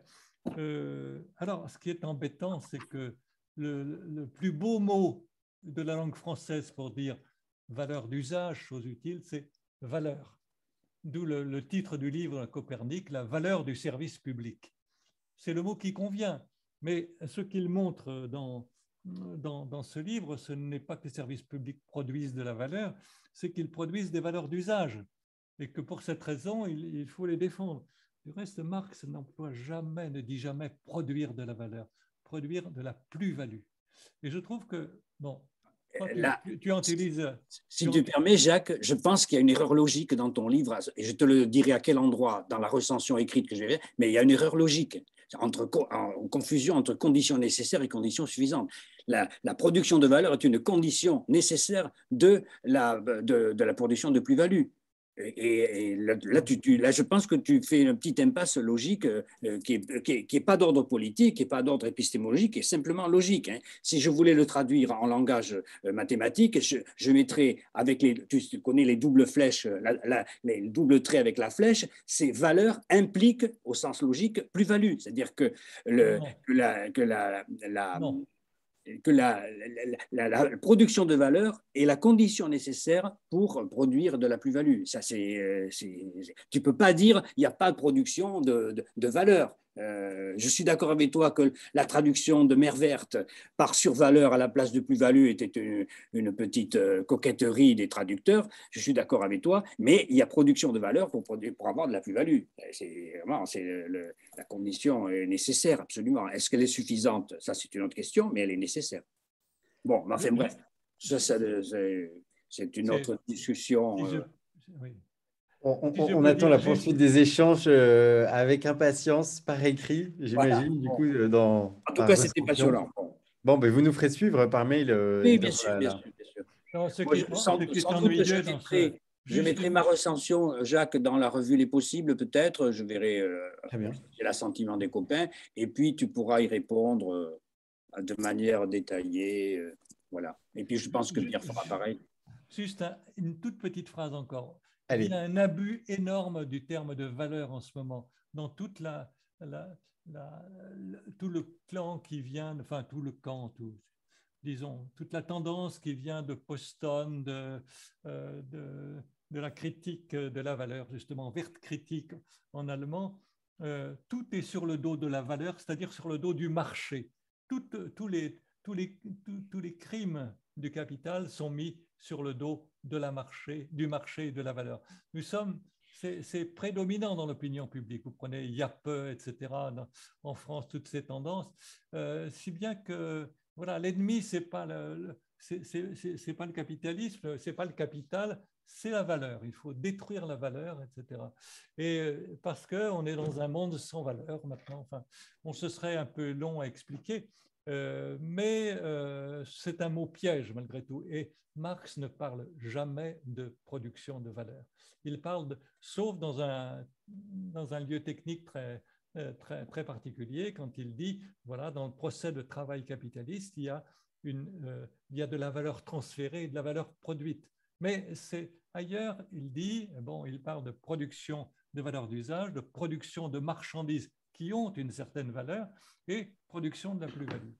Donc, tu voilà, sais pourquoi il n'attribue aucune production, aucune valeur au service marchand. Ce qui veut dire que c'est un analogue. Il le dit du reste quelque part.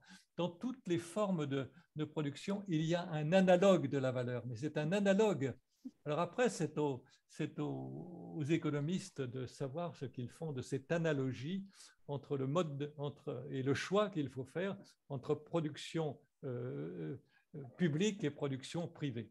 Voilà, pour moi, j'ai fait des critiques sévères du livre de Poston il y a quelques années, et tu l'as connu puisqu'on en a parlé, et que j'ai un débat aussi avec Jappe et tous les animateurs du courant critique de la critique de la valeur, et donc je ne me range pas du tout, mais je pense que logiquement, produire de la plus-value implique comme condition nécessaire de produire de la valeur. Ça, c'est bon.